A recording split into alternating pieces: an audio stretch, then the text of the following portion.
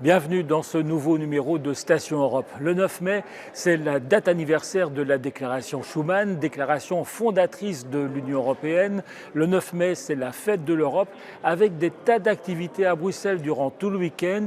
Une fête sous le signe de la solidarité avec l'Ukraine.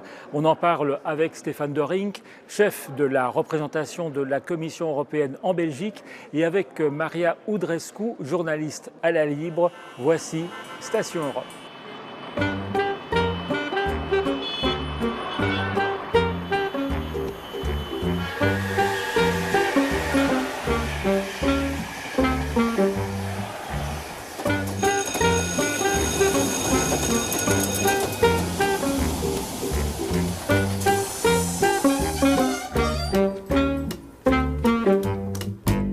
On se retrouve sur le plateau du Parlement européen à Bruxelles et si vous n'avez pas envie d'entendre des gros mots, bouchez-vous les oreilles durant 5 secondes.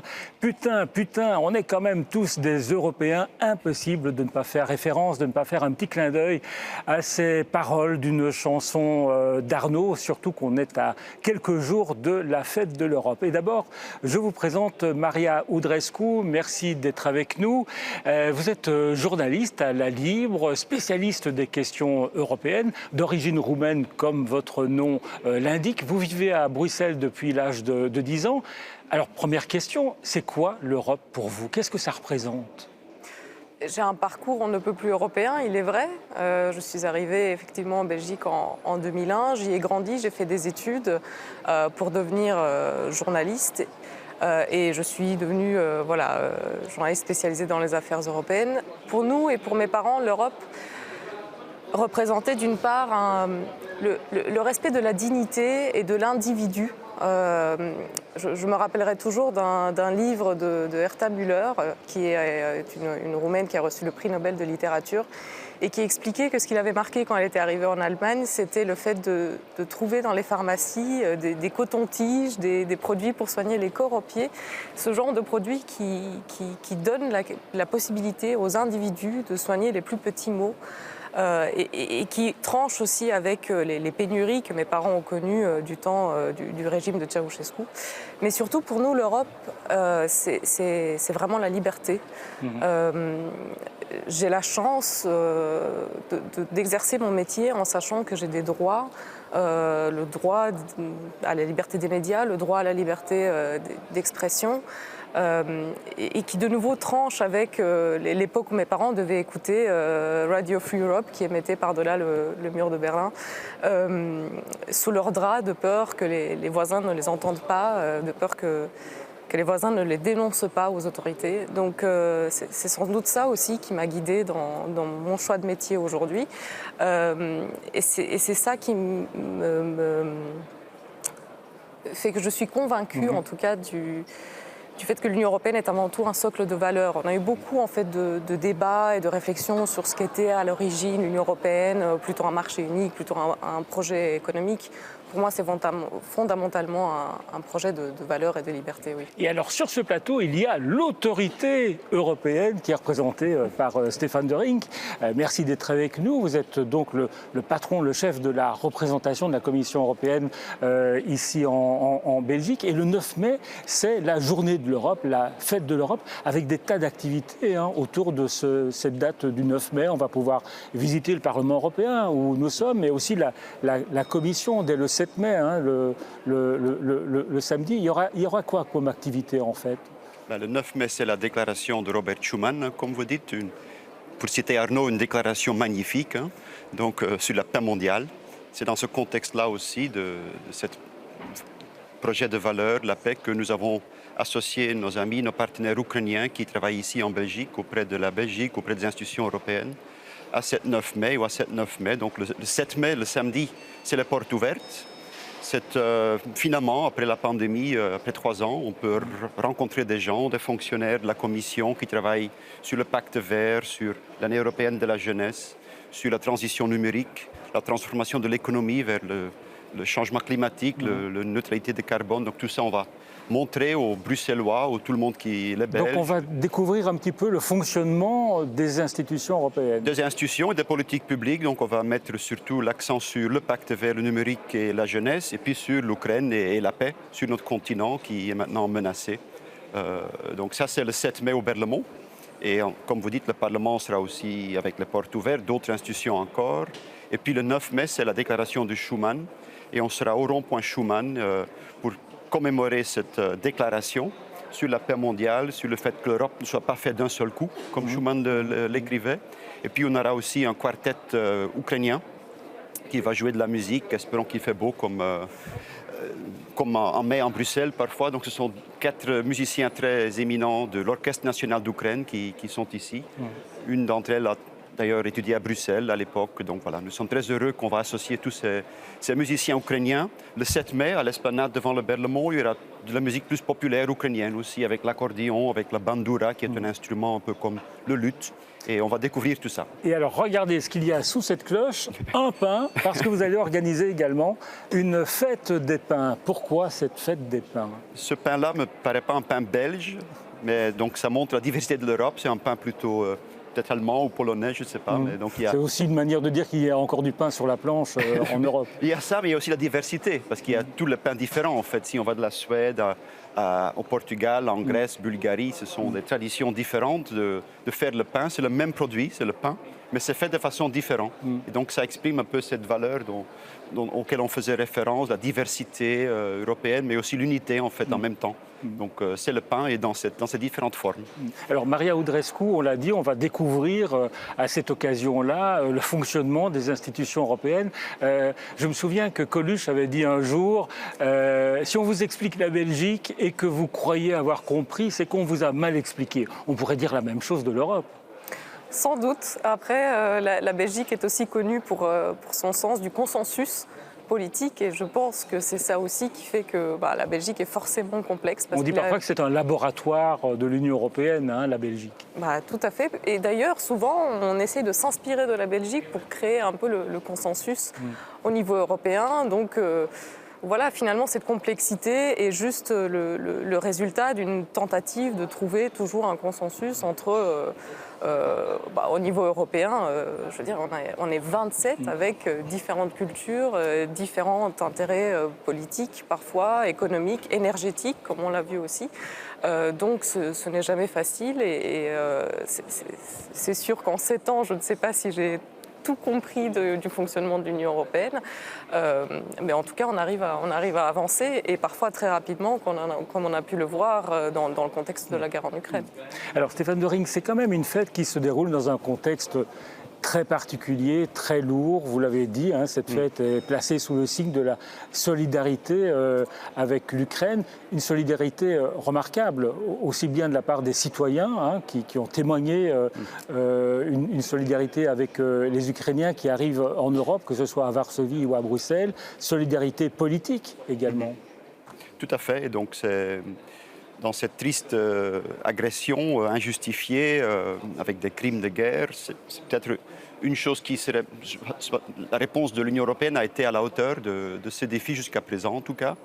Dans l'unité, il faut continuer cette unité avec les sanctions, avec, comme vous dites, la protection temporaire des réfugiés ukrainiens en Belgique, surtout en Pologne, parce qu'il y a des millions de réfugiés en Pologne, il y en a plus ou moins 30-40 000 en Belgique, avec un volontariat des familles belges aussi qui accueillent chez eux les réfugiés. Donc c'est remarquable en effet. Et donc c'est les institutions qui ont réagi de façon unie, mais aussi la population européenne. Et c'est comme nous parlons de Schuman aujourd'hui, dans ce contexte de ce projet de paix mondiale, on redécouvre en fait que le paix n'est pas acquis sur notre continent. C'est choquant d'un côté, mais il faut aussi être à la hauteur de la réponse et nous le sommes. Est-ce que vous diriez que la guerre a changé l'Europe, qu'elle a permis d'accélérer la transformation de l'Union européenne? Tout à fait. On parle de l'union énergétique, Energy Union en anglais, donc l'union, le marché unique de l'énergie. Ce qu'on fait aujourd'hui, c'est de voir comment on peut se procurer du gaz sur le marché mondial, les interconnexions, la solidarité entre les États membres pour aider ceux qui sont peut-être en pénurie dans les mois qui viennent. tout ça s'accélère de façon énorme. Et il faut aussi veiller à ce que nos actions pour la transformation économique vers le pacte vert s'accélèrent aussi en même temps. Donc il faut investir et continuer à investir dans les énergies renouvelables, dans les nouvelles infrastructures qui pourraient servir pour le LNG, pour le gaz à court terme, mais pour l'hydrogène à plus moyen et long terme. Donc c'est une accélération remarquable qui se fait, aussi sur le plan militaire, politique, mais aussi sur le plan de l'intégration économique et de l'énergie. Maria Audrescu, vous avez aussi publié un article pour dire que la guerre avait permis de bousculer toute une série de tabous en Europe. Ça a été le cas aussi du Covid. Ce qu'on vit depuis 2 ans au niveau de l'Union européenne est totalement inédit. Moi, je suis devenue journaliste en 2015. Je me souviens, en 2015, c'était la crise grecque. Ensuite, ça a été la crise des réfugiés. Ça a été suivi par le Brexit. Ensuite, on a eu le choc de l'élection de Donald Trump à la Maison-Blanche. Et pendant tout ce temps, on a vu que l'Union européenne avait en quelque sorte quand même du mal à trouver ses repères, à trouver sa place, à avancer avec un monde qui était vraiment en plein bouleversement. Et vraiment, la crise du Covid a frappé de manière égale tous les 27. C'est-à-dire que tous se sont retrouvés face à la même menace. C'est ce qui fait qu'on a adopté un plan de relance de 750 milliards. Et ça, c'était la première fois que les Européens décidaient de faire des dettes ensemble, d'emprunter ensemble. C'est un véritable tabou qui a été balayé là. Exactement, parce que contrairement aux autres crises où peut-être que certains États membres étaient plus frappés que d'autres par certains défis, là on était vraiment face à une menace incroyable, inédite, et on s'est bien rendu compte qu'il fallait qu'on y fasse face ensemble. Donc on a eu effectivement l'achat des vaccins en commun, le fait de s'endetter en commun, ce qui était quelques mois plus tôt complètement invraisemblable. Et la guerre, le tabou des réfugiés, en quelque sorte. L'Europe a montré qu'on pouvait accueillir des millions de réfugiés en difficulté. Alors la guerre a fait tomber énormément de tabous, que ce soit sur l'accueil des réfugiés ukrainiens auxquels on a automatiquement accordé une protection temporaire, que ce soit sur le fait de livrer des armes, que l'Union européenne finance la livraison d'armes à l'Ukraine était de nouveau, même quelques jours plus tôt, complètement impensable. Maintenant, on parle d'un embargo sur le gaz et le pétrole russe. Alors on n'y est pas encore, mais il y a une certaine conscience européenne du fait que c'est vers ça qu'il faut aller, alors que je me souviens, quelques mois plus tôt, même critiquer l'Allemagne à cause du gazoduc Nord Stream 2, on n'était pas hyper contents, mais on essayait de ne pas trop la bousculer. En tout cas, à Berlin, on ne voulait même pas entendre parler d'un arrêt de ce projet. Donc on voit qu'on a eu des dizaines d'années de construction européenne qui se sont réalisées en l'espace de quelques jours. Et cette vitesse à laquelle on a avancé est vraiment à la hauteur du choc qu'a provoqué la guerre en Ukraine, qu'on croyait, on ne pensait pas que la Russie irait jusque-là. Alors, vous parliez de l'embargo sur le gaz et le pétrole russe, Stéphane de Rink. Certains disent que la Commission européenne ne va pas assez loin, ne va pas assez vite. On se souvient, il y a une dizaine de jours, d'une sortie flamboyante de Guy Verhofstadt, ici au Parlement européen, qui accusait la Commission européenne d'être trop timorée, trop timide, de décider de sanctions d'une manière pas assez globale, en quelque sorte, et qui réclamait un embargo immédiat sur le gaz et le pétrole russe. Qu'est-ce que vous répondez à Guy Verhofstadt ? D'abord, la réponse est qu'on a déjà plusieurs paquets de sanctions sur la table, aussi bien au niveau des interdictions des produits qui sont exportés vers la Russie et aussi les importations. Ça affaiblit l'industrie russe, ça affaiblit aussi la machine de Poutine et l'économie russe.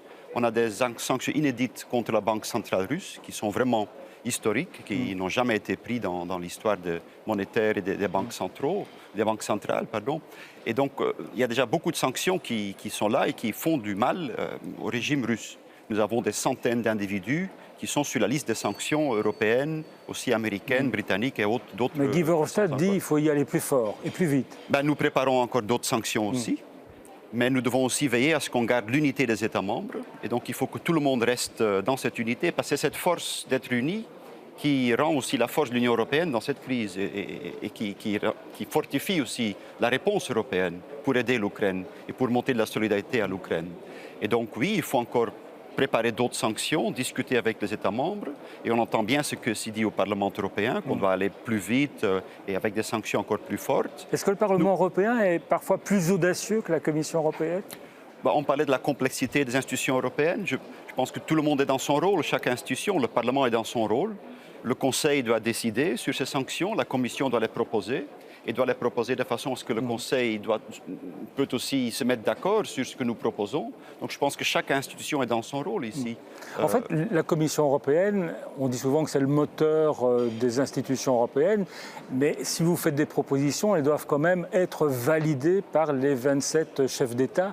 Ce sont eux qui ont les choses en main. Valider, amender, ajuster par rapport à ce que nous proposons, évidemment. Et c'est le Parlement européen aussi qui a sa voix.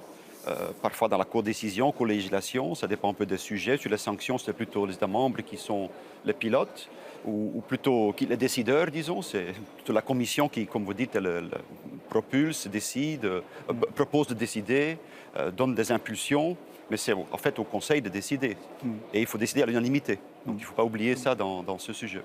Par rapport à cette guerre, Maria Udrescu, est-ce qu'en Roumanie en particulier, on a véritablement peur? Et par exemple, dans la communauté roumaine, ici à Bruxelles, qu'est-ce que vous entendez? C'est sûr que pour nous, ça réveille des souvenirs, des heures les plus sombres de notre histoire. Parce que pour nous, en fait, l'Union européenne, ça a été la possibilité de nous défaire d'un modèle de société qui était aussi inspiré en fait de la Russie.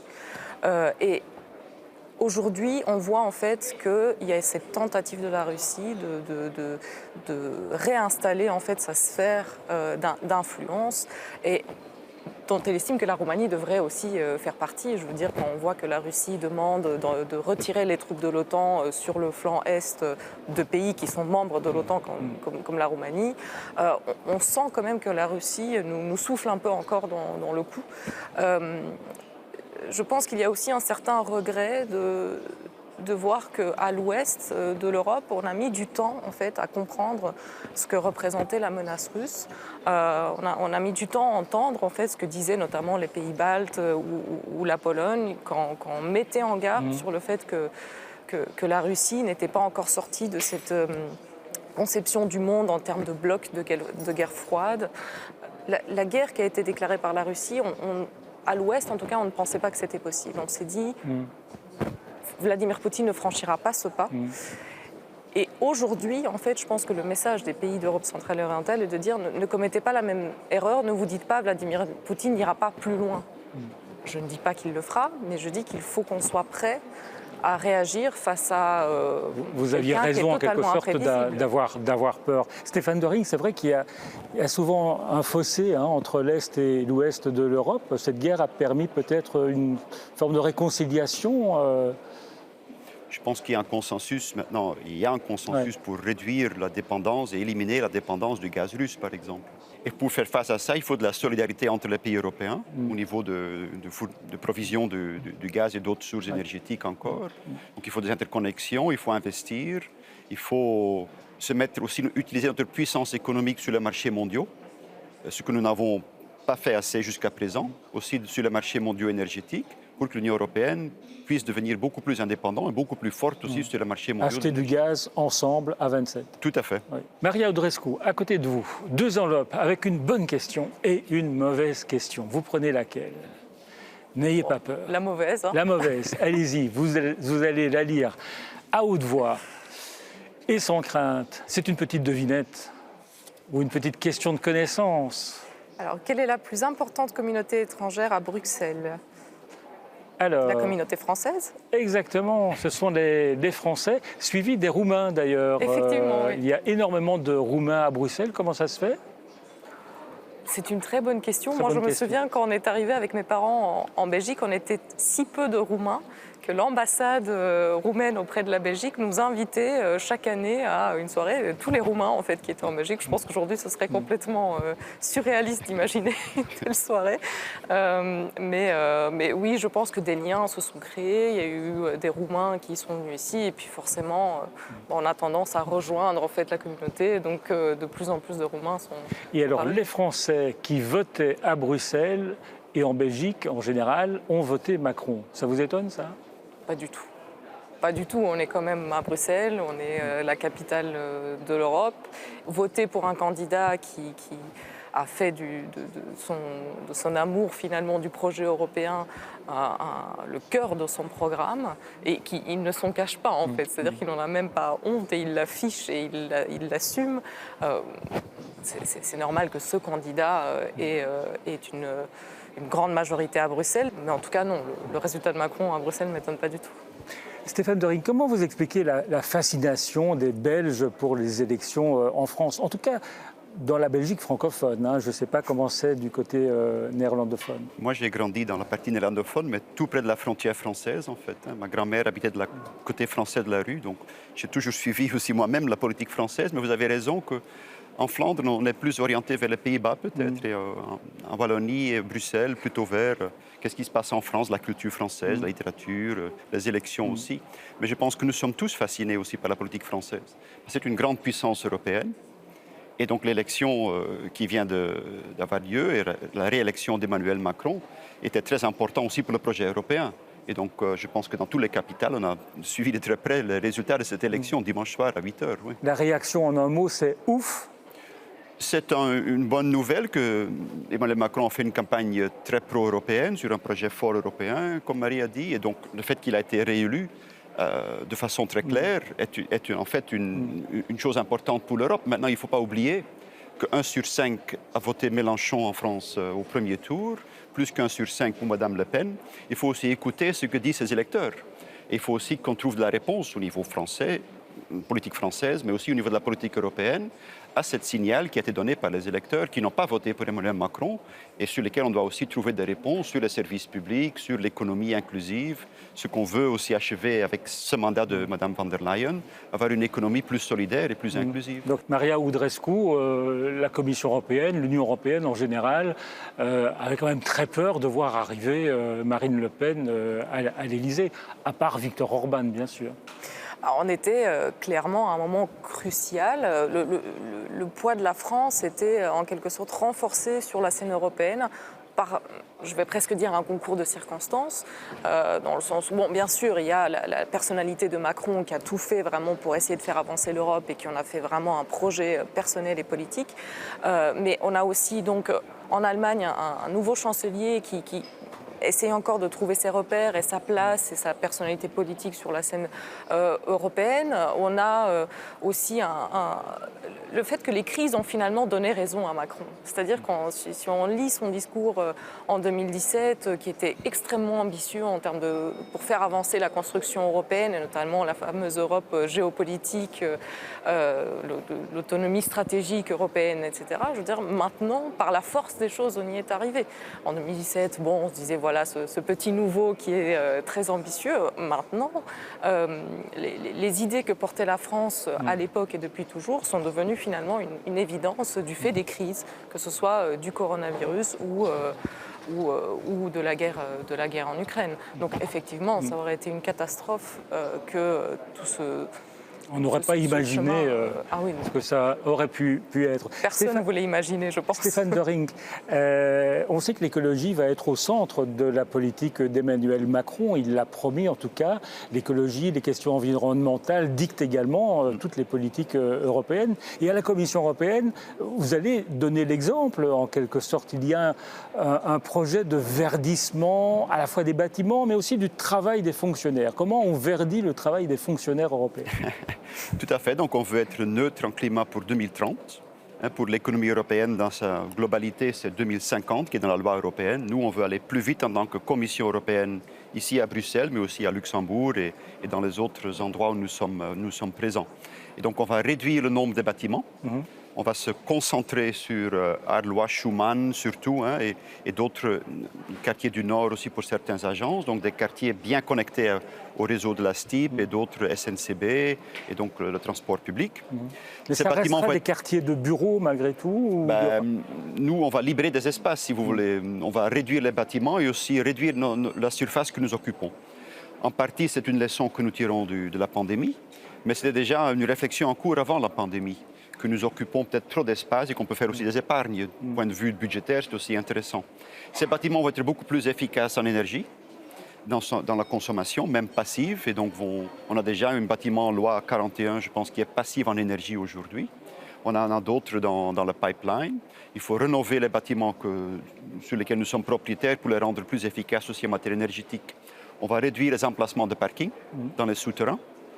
Donc pour qu'il y ait moins de voitures qui circulent dans nos quartiers. Vous allez prendre votre vélo pour aller à la commission? Moi, je le prends déjà. Et la plupart des fonctionnaires, en fait, ne viennent pas en voiture au travail. Donc ça, il y a déjà une bonne nouvelle là, mais on peut encore faire mieux. Et alors, comment on verdit le travail des fonctionnaires? Ça veut dire quoi? C'est changer les ordinateurs, notamment, avoir des ordinateurs moins puissants ou... Ça aussi, les data centers, les centres, c'est surtout le stockage des données aussi qui consomme de l'énergie. Ouais. C'est aussi le bâtiment, la circulation de l'air, la ventilation, la gestion des bâtiments. On va les améliorer. C'est une chance pour Bruxelles, je pense, cette nouvelle politique. Parce que vous dites que ces quartiers sont des quartiers des bureaux. On veut créer des quartiers plus mixtes à Bruxelles, la région de Bruxelles, et les autorités locales aussi, les bourgmestres et le gouvernement de M. Vervoort. Là, en libérant des espaces, on donne des opportunités aussi pour que ces quartiers deviennent plus mixtes à terme. Dernière question, Maria Udrescu. Dans 5 ans, Emmanuel Macron, président de la Commission européenne? Tout est possible, hein, ça ne m'étonnerait pas. Il doit bien trouver un nouvel avenir, en quelque sorte, Stéphane de Rink? Moi, j'ai travaillé pour beaucoup de commissaires français déjà. Donc oui, Michel Barnier, notamment. On verra bien. Je pensais un peu tôt pour spéculer sur cette question. Merci Stéphane de Rink, merci Maria Udrescu de vous être arrêtée à Station Europe. Merci à Pascal Simard d'avoir réalisé cette émission ici avec toute l'équipe du Parlement européen. Et on se retrouve dans 2 semaines pour un nouveau numéro de Station Europe.